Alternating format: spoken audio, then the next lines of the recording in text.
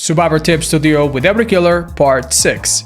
The Dredge has the very scary ability of coming out of any locker in the map. At the start of the game, you'll notice that you're playing against him if you see these special locks attached to the lockers. For the first 10 seconds of the match, it's a good idea to lock them. This will make him much slower when he comes out of that locker in the future.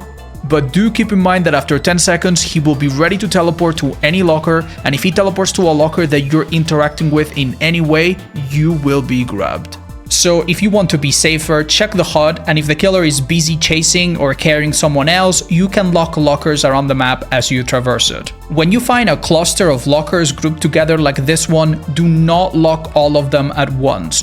Otherwise, the killer could teleport and then immediately break the second. If you only lock one, the killer will be forced to come out of that one, and then later you or someone else can lock the second and force him to do it a second time. The Dredge also has the ability to leave a shadow behind that he can teleport to, and this is something that he will use in chase. The best idea when you're being chased like this is almost always to run away, but you can also run into the shadow to make it disappear. This is particularly useful if you're helping a teammate that is very vulnerable and you're desperately trying to help them.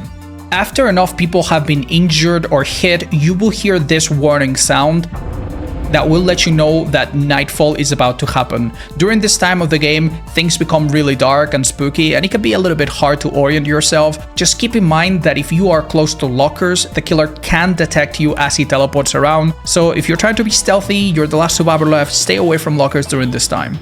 When playing against Freddy, it's important to pick up clogs as often as possible, but especially right before you go for an unhook. This creates a win-win situation. If the killer is coming for you right away, they'll hit you, but you'll be immune to falling asleep, and his abilities will not work on you for a little while. And if the killer is not immediately coming, you and the person that comes off the hook will both be awake, which means that you can heal him without the killer knowing about it or being able to teleport. Keep in mind that Freddy can teleport to any asleep survivor that is doing actions such as healing or even other things depending on add-ons. You will know that Freddy can teleport to you when you see this little smoke at your feet. So if this happens, only continue to do this if you are okay with him possibly teleporting to you.